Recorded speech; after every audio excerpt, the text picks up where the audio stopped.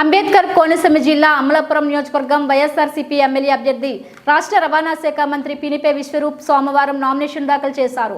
ఉదయం బట్నువిల్లిలోని తన స్వగృహం నుండి పార్టీ శ్రేణులు చేపట్టిన భారీ ర్యాలీ నడుమ కుటుంబ సభ్యులతో అమలాపురం ఆర్డీఓ కార్యాలయం వద్దకు చేరుకున్న మంత్రి విశ్వరూప్ 12 గంటల 8 నిమిషాలకు 2 సెట్ల నామినేషన్ పత్రాలను ఆర్ఓకు సమర్పించారు. అనంతరం ఆయన మీడియాతో మాట్లాడుతూ తన నామినేషన్ సందర్భంగా ఎండను సైతం లెక్క చేయకుండా తరలివచ్చిన వేలాది మంది అభిమానులు, కార్యకర్తలు, నాయకులకు ధన్యవాదాలు తెలియజేశారు.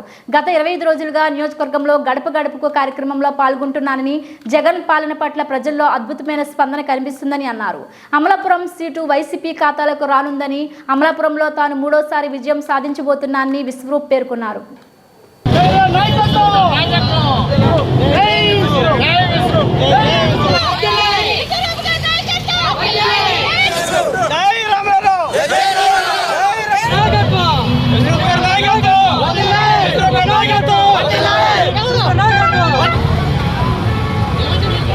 అమలాపురం అసెంబ్లీ నియోజకవర్గం వైఎస్ఆర్ కాంగ్రెస్ పార్టీ అభ్యర్థిగా 12 గంటల 8 నిమిషాలకి, అదేవిధంగా 12 గంటల 15 నిమిషాలకి 2 సెట్ల నామినేషన్ ఆర్ఓ గారికి ఇవ్వడం జరిగింది.